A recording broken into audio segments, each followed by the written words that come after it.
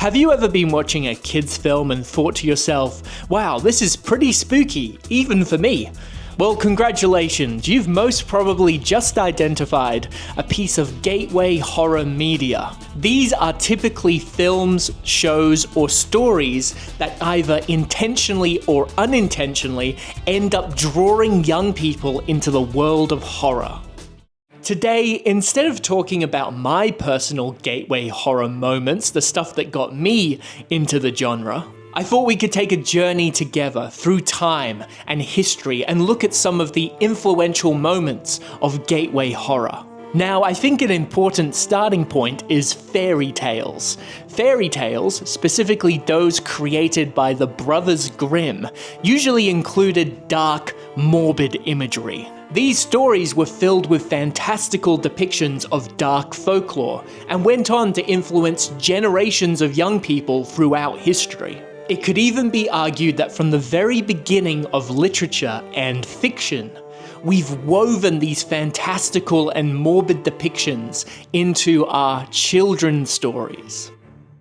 Now, fast forward to the 1920s, 30s, 40s, and 50s, where we saw the rise of science fiction films and radio plays. A lot of this media featured fantastical depictions of robots, aliens, underground prehistoric horrors, and ghost stories that revisited the gothic stories of the past. During this period, the science fiction genre was booming. There was TV shows, there was movies playing at the cinema, there was comic books. All of this was exposing young people to these types of fantastical, horrific stories. Young people became fascinated by the spooky and high fantasy themes in this media. I would say that these early science fiction and monster movies laid the groundwork for many people to start exploring the morbid and darker side of fiction. But in the 1960s, a quirky family would introduce the concept of cute spooky to the wider audience. They were called the Addams Family. This show taught young people everywhere that it was okay to be eccentric, spooky, and fascinated by the dark, morbid side of life. And just like that, spooky sitcoms took over, with another spooky family, the Munsters, following suit. Then in the 1970s, slasher movies made their big splash into the scene. At this point, many young people were unintentionally exposed to the gory and violent horror movies of the 70s. Remember, this was before strict rating systems really regulated films. So no doubt many youngsters ended up seeing these horror movies when they were way too young. There's this great clip on YouTube of these families going to see Alien in the 70s, and they're just coming out of the movie, which was rated R at the time, and they're just walking out with their small children, and they're just happy that they saw it with them. It's really crazy, like the 70s was just a wild time, man.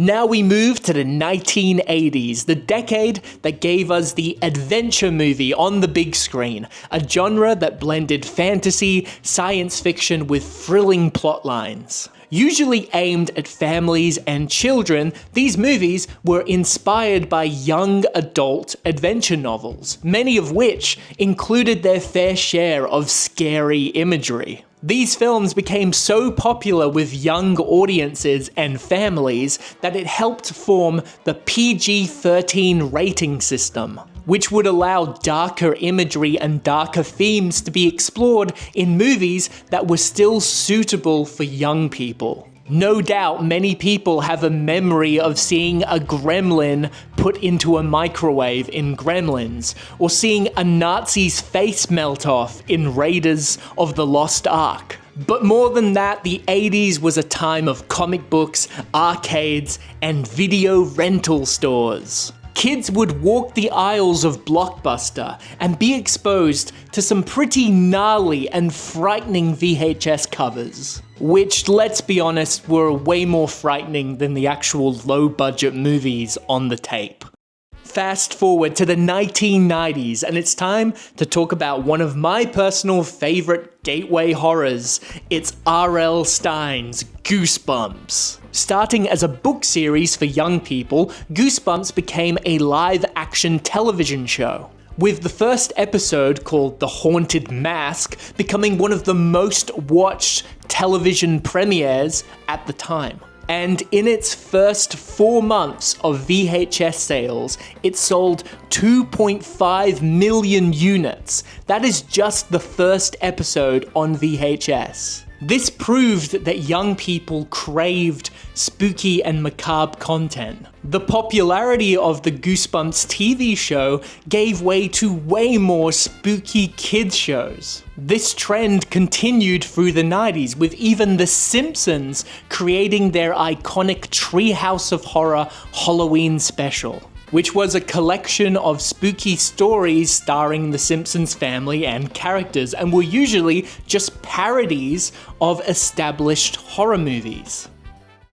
This continued into the early 2000s, where the Halloween special became a TV tradition, giving many TV shows the opportunity to make spooky episodes to celebrate Halloween. And these were TV shows that weren't actually scary, they just got to make and embrace the spooky side of life on Halloween. Today, one of the biggest streaming TV shows is Stranger Things, which taps into 80s nostalgia while mixing in horror, monsters, and science fiction. See, nowadays, in this modern digital landscape, young people have access to all of these old movies. So we're finding that young people are going back and watching 80s horror movies, and they're finding them, understandably tamer than the horror movies that are being released today. So a lot of young people are going back and experiencing movies that had kind of schlocky puppetry special effects. And of course, we have the rise of video games as a form of storytelling, which themselves have become gateways into the horror genre. Think about Five Nights at Freddy's, Poppy's Playtime, or even Minecraft has a horror element to it. All ways for young people to get into the genre. Well, that's everything for today's video. Please let me know down in the comments below, what was your gateway into the horror genre? What was the notable piece of media that got you into the horror genre? Let me know. As always, thank you so much for watching. If you made it this far, please hit that subscribe button. Remember to stay creative, continue to watch horror movies, and I'll see you in the next video. Bye, everybody.